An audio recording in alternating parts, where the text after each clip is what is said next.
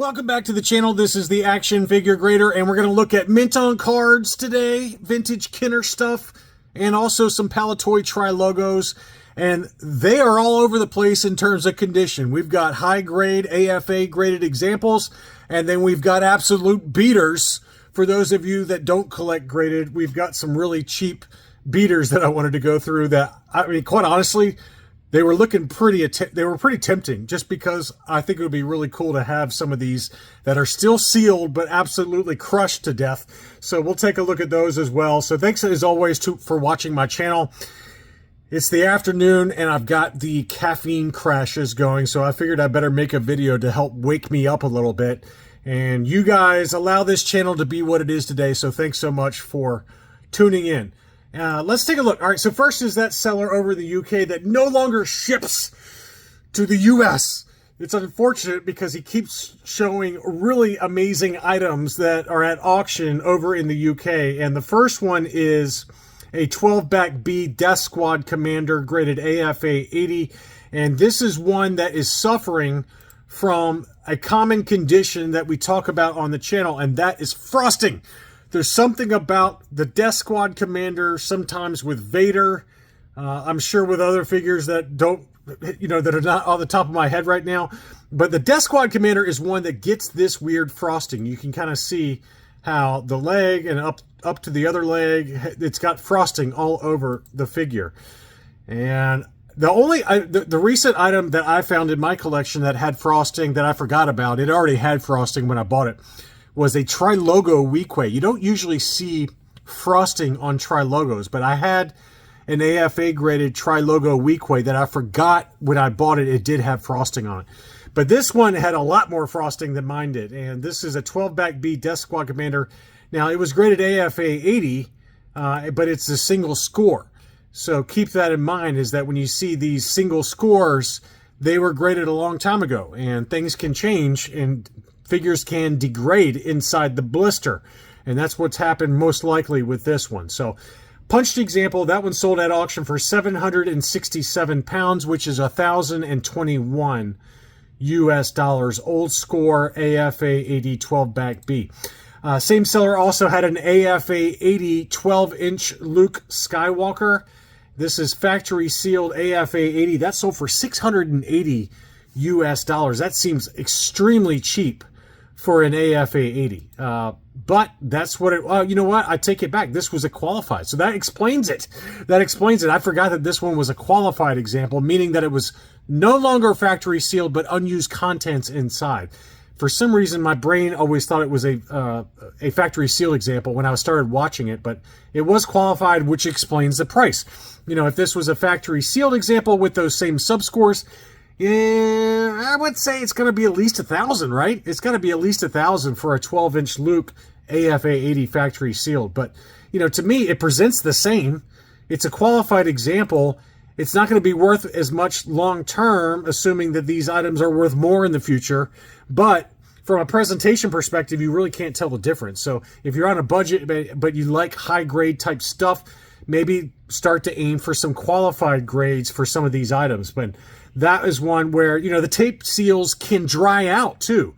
You see that a lot with vehicles, the mini rigs, things like that, and these 12-inch figures. Those tape seals, even AFA graded, they can dry out, and then it becomes a qualified grade anyway. And, the price drops pretty precipitously if the tape seal has dried out. So just keep all that in mind when you're buying some of these really old items. I mean, this is from 1978. We're almost to 50 years for some of these, which makes me feel really old. Next up is another single score grade, but this was a 21-back A Death Star droid. That one sold for $908. It was a punched example, no price sticker. And again, I think if this one was unpunched and it had the 3-tier grading, it's probably going to be, at least $1,100 or $1,200 minimum for an AFA 85. But I think because it was punched, because it's a single score, it does tend to, sell at a discount. And that's exactly what happened here. But still, you got an AFA 85, and it looks every bit of an AFA 85 to me. So great deal on that at $908 US dollars or 682 pounds. He had this 47 back cloud car palette. Now, I've got one of these AFA 80 Plus, and I was just curious as to where to price it. Mine's unpunched, no price sticker. This one is punched with a price sticker and slightly lower grade, still clear blister. And that one sold for 364 pounds, which is $484. I'm probably going to list mine fairly soon on Rogue 5 Toys, but mine's an AFA 80 Plus. Unpunched, I'll probably list it $550, somewhere in that ballpark. I don't know, somewhere in that ballpark. But that one, I think that's a pretty fair price for what that was. He also had an AFA 80 ATST driver that sold for $278 US dollars. A little surprising that it went that high. It might be part of it just being currency conversion because, it's 209 pounds. In the US, this has sold in around, not even $200 sometimes. So I think I'm going to chalk that one up to currency conversion because I think that if this had been listed in the US, I don't know if it hits $278 at an auction, but maybe it will. I don't know. It's got a 75 subgrade. It was unpunched though, which is a little tougher to find unpunched for this particular figure, but very nice example. 278. I would have paid 278 for it. I didn't have it, but very nice. Here's another one that probably went too low. This is one that was an AFA 85 Trilego EV99. We just saw a few that CIB/AFA sold at auction, and they were well over $1,000, $900 to $1,000 all day long for this one. So this one sold for $765 in the UK in US dollars, 575 pounds. Again, unpunched without the 1 pound 59 pence price sticker. I think in the US, this one easily crosses another 30 to 50% higher in price. So that one definitely went low. Next up, we had a 41 back A survival kit offer, AFA 85. AFA 85? Yeah, AFA 85 for Ben Kenobi. These pictures were terrible. How are we supposed to tell what this is, seller on eBay? I can't see anything. You need to get better to take it out of the bag and give us some good photos. But anyway, it was an unpunched example, no price sticker, clear blister. It sold for $753. It probably didn't affect the price too much. I think that's probably about right. You could make an argument that's maybe a little low. I would say that if this had been on Hakes as part of like the Jeff Jacob auction, it probably would have sold for like $1,100 or $1,200. But the pictures were pretty terrible. It's probably about what I would have paid max personally, maybe a little bit more, but I don't think that was a bad deal. Assuming that the blister's still clear. I mean, it looks like it to me, but it's still inside the baggie. So you can't really tell for sure if it started to yellow or not. To me, it looks clear. I think it's fine, but just do better as a seller. You got to have better photos than that.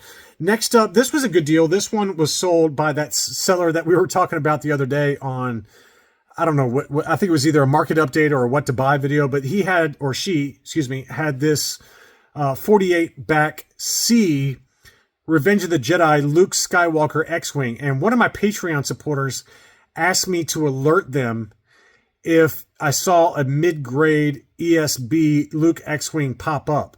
Unfortunately, I did not see this one pop up. This is probably about a 75 grade, is my guess. Punched example with a Kmart price sticker, but still clear blister. But I think because of the creasing around the hang tab there, it's probably at best a 75 plus.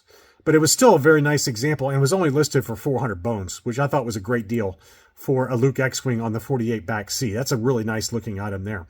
Next up was a really good deal. This one just showed up in my closed listings. I didn't even see it show up, but it was criminally underpriced. This one was a Zuckuss on the same 48 back C, and it sold for $235. Clear blister, unpunched, maybe a little bit of litho damage in the upper right-hand corner, but I still think this is a very clean example for $235, clear blister. So somebody got a bargain of a deal on that one, I feel like. Next up was a yellow blister, 77 back A R5D4, graded CAS 80. It was a punched example, no price sticker. That one sold in an auction for $375. Probably about right for what that is. That's about the price I would pay as well. But $375 plus $19 shipping. And then here was that Trilogos that the Biker Scout Bunker had. Matthew is his name. Good dude. True collector. And he had a beautiful AFA 75 Trilogos Leia in Bush disguise. This is a tough figure to find on the Trilogo, and it sold for $365, which was a good deal. Very good deal, and it's got the rounded corner blister as noted on the label there, so I'm assuming that it also has etched blisters as well. But that one did sell for $365 plus $18.50 shipping. Here are the beaters. All right, this is the one I really wanted. I don't know. I just liked it. Having one in this kind of condition. This is a true survivor. A survivor. Look at that. This is a Darth Vader on the Trilogo, and it is brutal condition, but I loved it. $172.50 for that one. But man, there's something about I don't know. It just feels like you have a piece of history here. It's just a true survivor in the truest sense of the word. The blister is actually in pretty decent shape, given how beat up the card is, but I thought that was a cool one. Same seller also had the AT-ST driver. That sold for $75. We just showed one that was an AFA-80 that sold for $275. So again, pretty beat up. The card was good on that one, but the blister was beat up. Same seller also had the Luke Skywalker Jedi Knight on the Trilogo. This was another one that was in pretty rough condition. That one sold for $192.50. I can't tell what color the saber is there. It's not really showing up there. I'm assuming it's the green saber, but you can't even see it in the photos. But that one sold again for $192.55. Look at this squid head. This squid head is still mint on card, but is still beat to hell. That one sold for $56. So anyway, I'm not dogging anybody who bought these, because I actually liked them a lot. I just, I don't think there's anything wrong whatsoever with buying and holding on to these beaters. Just, kind of a piece of history there. So $56.55 on that one. And then we had Jada 34 had this 77 back Leia Organa in the indoor combat poncho. That was a slightly yellowed blister. That one was unpunched, no price sticker, $155.70, probably in about 75 grade shape. You can see a little bit of wear around the hang tab there. Same seller also had an unpunched 9-num 77 back yellowed blister, $122.50. The Han Solo 77 back yellowed blister sold for $235. That's a good one if you can find that one in a clear blister. That one does stay clear blister sometimes. This one and the 65 back Han Solo Hoth. So if you can find those, they often do stay clear blister, believe it or not. Next up was the Power of the Force Darth Vader. This was ungraded, but in beautiful condition. That one sold for $680. Probably about right. AFA graded examples in 80 plus grade go for $900 to $1,000. I thought $680 was a fair deal there. We had an ungraded A-Wing pilot, just a little bit of litho damage in the upper right-hand corner, but overall pretty clean example. It was graded, by the way. It was AFA 80, straight 80s for the sub scores. That one sold for $495. And then Wheeljack's Lab had this Imperial Dignitary that was in very clean condition. That one sold in an auction for $300. I thought that was a very fair deal. That was in probably 80 or 80 plus grade condition. And then Rad Vintage Toys had this beautiful Imperial Gunner. I thought this one was a gem. AFA 80 punched example with a price sticker, but that blister is very faintly yellowed. That one did sell at $800. And here was an interesting one. This was a Hollow Cheeks Tusken Raider, still mint on card. It's always the 65 back B, I believe. Yeah, 65 back B is where the Hollow Cheeks Tusken Raider came on, to my knowledge. Now, we did see in the January auction for Jeff Jacobs' collection, he had a French Meccano Hollow Cheeks Tusken Raider that was mint on card on the Trilogo. That's the only known example on AFA's population report, and it sold for cheap. But this one sold for $659, 14 bids on that one. Here was a Luke Skywalker 31 back B with the walking photo. This was probably in about 75 grade shape. It had a lot of rippling at the top of the blister, but it was still clear blister, punched example with the Best Products price sticker. Love Best Products. That one sold for $10.50. And this was one I did not see when it was at auction, but it sold for a huge number given how much wear there was around the hang tab. You can see there's a lot of damage there. This is the 48 back 9-num offer, and that's why this one sold for so much. This is a transition card for the R2-D2 sensor scope. High-grade examples for this are very rare on the AFA population report, and they go for huge money. This is probably at best about a 70 grade, just given the damage. You can see the tear there on the card. That one sold for $631 despite all that damage. So that just shows you how in demand those transition card backs are, and that R2-D2 was a beauty. And then finally, we had the Imperial Gunner from the same seller. This one was ungraded and sold for $455. You can compare that to the AFA 80 that Rad Vintage Toys sold for $800. So just kind of a mix and match there in terms of graded and ungraded for a few of these different items. I hope you enjoyed this video. Be sure to leave me a like if you did. Thanks as always for watching, and I'll be back soon.